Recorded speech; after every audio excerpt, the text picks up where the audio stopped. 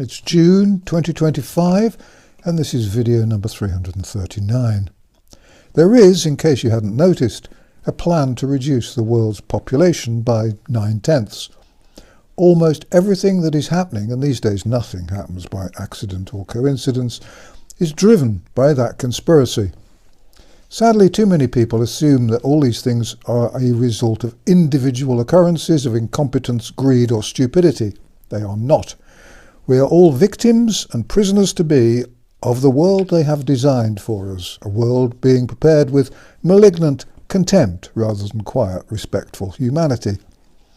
The global warming myth, the massive immigration programs, the end of medicine, the destruction of farming and economies around the world are all part of the plan. Farmers in the UK are being paid £250 per acre, not to grow food, but to use their land to grow nettles, brambles and a few wild flowers. It's called rewilding, and the aim is to push up food prices and increase the number of people dying of hunger. Food prices around the world have soared, and countless millions in Africa have already died. Energy prices have soared too, as the absurd and unnecessary net zero campaign has progressed. Millions die of cold as a result. What a pity global warming isn't real, and we could all have some sunshine. Wars are spreading and huge amounts of money are being diverted into arms and armed forces, often without good reason. Vaccines are promoted and given in huge numbers without much effort to examine side effects and dangers. Even when dangers are clearly apparent, as with the COVID-19 vaccine, doctors ignore the warnings and continue to jab patients by the thousand. Many doctors didn't have the jab themselves, but they've happily taken huge sums of money to give the vaccine to their trusting patients. Drug companies are crooked, it's what they do best, but the companies have corrupted governments and they now own the medical establishment. The aim of the Depopulation plan is to gain control of the world, set up a world government and lead us via the horrors of net zero into the wilderness of the Great Reset. A subsidiary aim is to save money by dramatically cutting the amount of money spent on pensions, benefits, welfare and medical care. We've entered our own killing fields, and this is truly the slaughter of the innocent. It began with the Liverpool Care Pathway, one of the most shameful and inhumane programs ever introduced in medicine. It was simple enough. Patients whom doctors or nurses thought were too old were literally starved of food and drink. They were denied medicines they needed too. Doctors and nurses who were employed to save patients were doing the opposite. It was legalised murder. The Liverpool Care Pathway was condemned, but it still continues. The problem with it, as far as the establishment was concerned, was that it could only be applied to the elderly and the very ill. And so then came the introduction of Do Not Resuscitate, DNR notices, death sentences slammed on the medical records of countless millions of patients. When DNR notices were first introduced, the idea was to temper scientific advances with a little genuine kindness and concern for the welfare of patients. Medical science had reached a point whereby patients could be kept alive long after real hope had disappeared. In the beginning, DNR notices were introduced with good intentions. The idea was that patients who were dying and beyond help would not be resuscitated time and time again, simply delaying the inevitable and putting comatose patients and distraught relatives through endless pain. Around the world, millions of comatose and brain-dead patients would still be alive today, kept breathing by machines and without hope of recovery, if the principle of DNR had not been quietly introduced.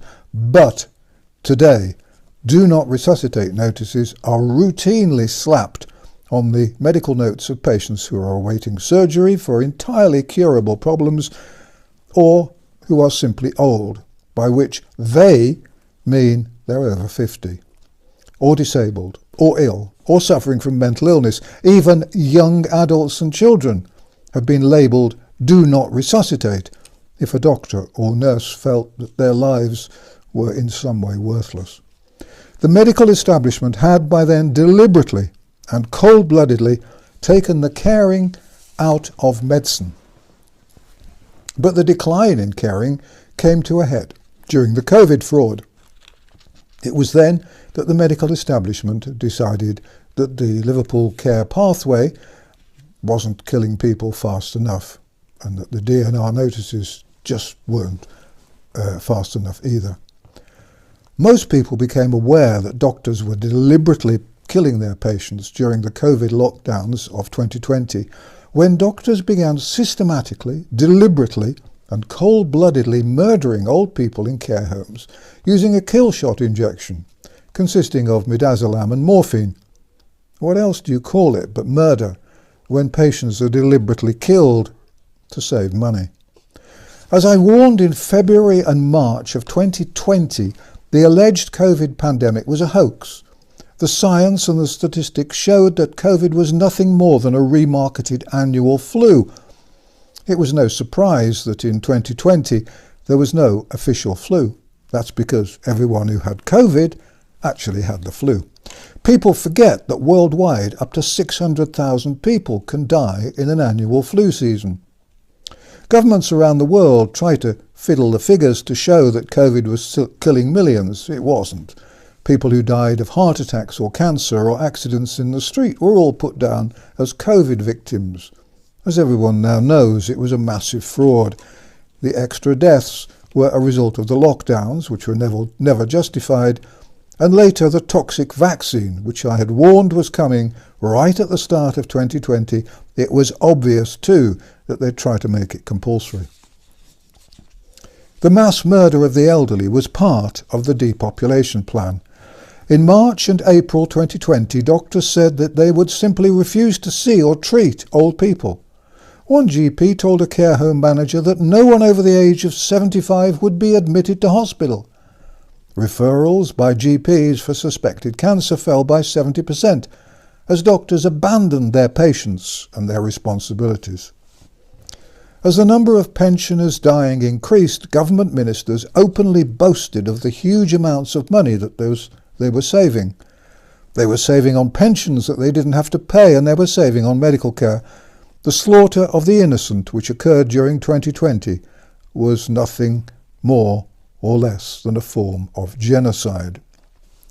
During the COVID lockdowns, launched in celebration of the remarketed, rebranded annual flu in 2020, thousands of old people were murdered.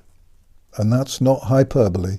Thousands of elderly people were isolated from their families and friends and then deliberately murdered with kill shots of morphine and a benzodiazepine. The argument was that old people had to be kept out of hospitals so that the staff would be free to deal with younger patients who were suffering from COVID. I made a number of videos about the murders taking place in hospitals around the world back in 2020, and they were murders. What else do you call it when people are deliberately killed? Murder's murder, whether it's committed by a man with a gun or a nurse with a syringe. In fact, as is well known, doctors and nurses had so little to do during the COVID hoax that they spent their time rehearsing TikTok dance routines while the innocent elderly were being slaughtered. Specially built hospitals designed to cope with the avalanche of COVID patients were left empty and unused. Politicians boasted about the money that was being saved by killing off pensioners. Attempts to tell the truth about the deliberate cold-blooded fraud were suppressed by media organisations such as YouTube and the BBC, the staff of which will, in due course, be tried en masse for genocide. At least I hope so. I wouldn't trust medical advice by anyone now offering their views on these or any other mainstream channel. And now euthanasia, global, doctor-assisted suicide, mercy killing, or whatever you want to call it, is being promoted globally. You know something's planned and bad when it's sudden and global. Every country which has introduced a euthanasia program of any kind has effectively abandoned any pretense at civilization. The people who promote euthanasia claim that there will be rules and regulations and restrictions which will ensure that only the terminally ill will be accepted for death by doctor. They talk of compassion and kindness, and they've done everything they can to try to grab the moral high ground, though the idea that any government would do anything designed to make people's lives better is, sadly, laughable. But I'm afraid that their intentions are built more on ignorance than kindness.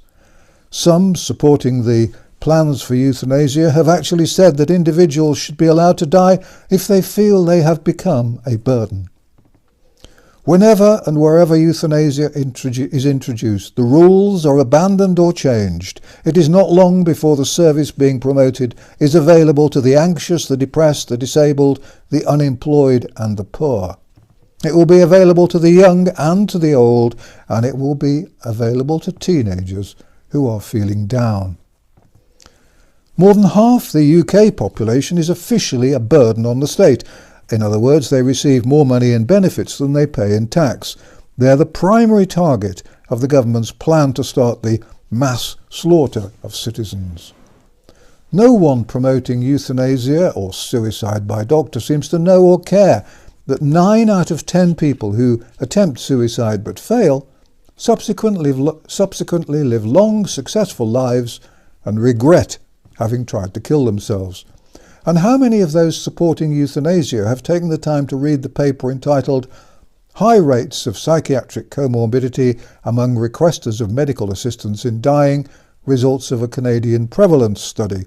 The paper occurred back in 2021 and the researchers concluded patients with psychiatric comorbidity comprise a substantial proportion of patients requesting medical assistance in dying. The initial idea is always that euthanasia will be available only to patients who are at the end of a very long process of dying. The idea is that those patients will be liberated from their pain and suffering and will be allowed to die in quiet dignity. But that's not what happens. That's definitely not what happens. Look at every country which has introduced euthanasia. Look at Canada, where people are being murdered because they're jobless and poor and without hope. People are being killed for social reasons. Euthanasia will be available for patients with mental illness in 2027. Children with autism, Asperger's and ADHD will be quietly euthanized. School children who are miserable will be quietly euthanized without their parents' knowledge or consent. And it is, of course, all about money. Killing patients isn't about kindness, it's about saving money, and it's part of a well-documented plan to reduce the size of the world's population down to 500 million. There's no doubt that killing the long-term sick saves a lot of money. A Canadian Armed Forces veteran who was injured in Afghanistan has reported how at least 6 veterans in Canada have been offered euthanasia after asking for help. One asked for care and received a letter saying, "If it's too difficult for you to continue living, madam, we can offer you medical assistance in dying." One veteran called a crisis hotline and was offered assisted suicide as a solution. And this is already happening in the UK. A 25-year-old veteran was in crisis and asked for help. A doctor in the UK suggested assisted dying.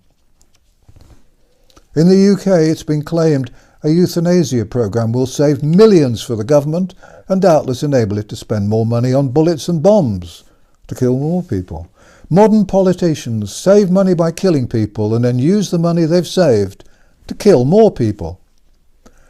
Providing decent palliative care for those who are dying would be kinder, gentler and more in keeping with the tradition of healing. But why cure people or just care for them when you can just kill them instead? That's the official policy.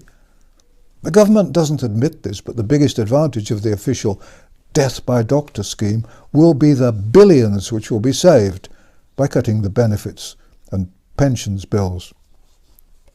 Euthanasia has been promoted worldwide, and although the process always begins with some caveats, it doesn't take long for doctor-assisted suicide to be freely recommended to the elderly, the mentally ill, the disabled, the poor and the unemployed. When patients are diagnosed with a serious illness, the first thing that will happen is that they'll be invited to avoid all their problems, save the nation money and join the waiting list for death. Of course, there'll be a waiting list for death. And this is happening under the auspices of the National Health Service, of course. This is already happening with the DNR scheme too. Doctors and nurses lie to patients and tell them resuscitation is always painful and that it's better for them to die if they develop an infection, for example. Killing patients, or just letting them die, is officially part of the medical establishment's response to the global warming myth.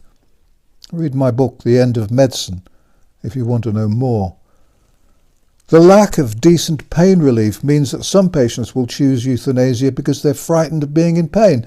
Evidence shows that patients in genuine need of pain relief do not become addicted, as some doctors claim. Additionally, some doctors are refusing to prescribe painkillers because they have been wrongly told that global warming comes first and patients' needs come second. The argument is that doctors should stop prescribing because drugs are affecting global warming. This is patently dangerous cultist nonsense. But without painkillers, more people will opt for the government-approved euthanasia option in whichever country they live. The problems with euthanasia are legion. It isn't painless and it isn't fast. Patients can wake up after being given a lethal dose. How is this going to work? But the bottom line is that the demand for euthanasia will increase as medical care becomes worse and waiting lists get longer, both things which are happening very rapidly. Millions of patients in the UK will now die before they receive the treatment they need. Is this being done deliberately to push them into choosing euthanasia? The idea of patients dying in agony is grossly exaggerated for the purpose of promoting death by doctor. No one need ever be in intractable pain. Pain control is, or should be, available and can free patients and often give them more life than they knew they had, or that the authorities would allow them. Patients are only in unbearable pain if their pain control isn't being managed properly. The fear that painkillers will cause addiction is a nonsense, for it's been shown, as I said, that patients in genuine pain don't become addicted. The real problem today is that a clique of cultists within the medical establishment who mistakenly believe that prescribing drugs contributes to global warming have encouraged doctors to cut back on their prescribing. And remember, governments everywhere are deliberately and cold-bloodedly destroying palliative care. Hospices are closing because changes mean that they can't afford to stay open. Hospices are closing because of government policies and tax rules. Without hospices, patients are left with nowhere to go except to opt for euthanasia. That's the plan. Close the hospices and push the sick, the depressed and the elderly into one of the state's death rooms. Palliative care is already difficult to find and governments are withdrawing aid. The result, as governments know, will be a greater demand for euthanasia. Anyone who really thinks that euthanasia is painless needs to do a little research, because it isn't. Proponents of the euthanasia bill claim that it'll be offered to those suffering from a terminal illness. When I was a GP, I had 2 patients who were diagnosed as having terminal cancer. Both lived for more than a decade after they'd been abandoned by hospitals. Both had strong reasons for staying alive. Older GPs who, like me, practiced in a different time, could tell you similar stories. There's much talk these days about terminal illness. The words are used as though there comes a point when there is no hope and nothing can be done. But that isn't true. When doctors use the words, "you're going to die," what they really mean is, we don't know what else to do, we have no treatment left that we can use.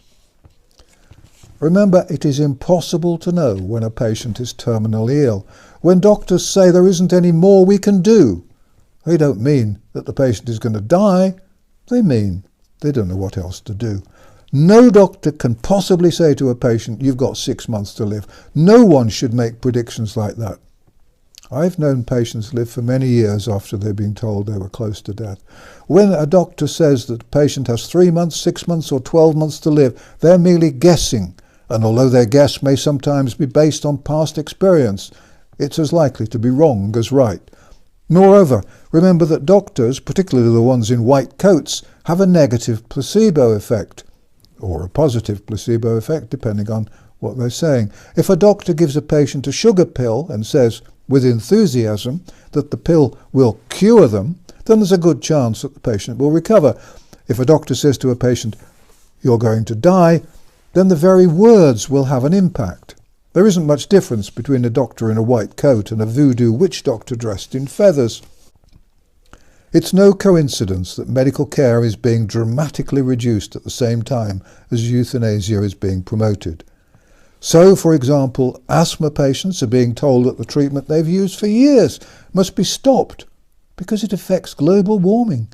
The incidence of sepsis is soaring as doctors refuse to prescribe antibiotics because, once again, they've been convinced that antibiotics will make global warming worse. Doctors have been told to stop investigating, diagnosing and treating illness because they must put the myth of global warming above the interests of real patients. Why doctors believe this dangerous nonsense is a mystery, but it's happening. To find out precisely why and how doctors are deliberately killing their patients, please do read my book, The End of Medicine. And if you want to know the truth about euthanasia, please read my free book called The Big Kill. It's available to download on my website, www.vernoncoleman.com, which is free and contains no adverts or sponsors. You should know that the Nazis ran a euthanasia program for a while, and after a short period, Adolf Hitler abandoned it because he considered it to be morally indefensible. Today, the global depopulation plan is real, and you are the target. During the last few decades, the major progress in medicine has come not in saving people, but in killing them. The Liverpool Care Pathway, the Do Not Resuscitate notices, the kill shots, and euthanasia. We're living and dying in strange and frightening times. If you want to keep in touch in future, please do so by visiting vernoncoleman.com. No adverts, no fees, and we're open 24 hours a day, 7 days a week. You're always very welcome. The website's often blocked and hidden, so if you have difficulty getting through, please try again. Finally, remember, distrust the government, avoid mass media, and fight the lies. And thank you for watching An Old Man in a Chair.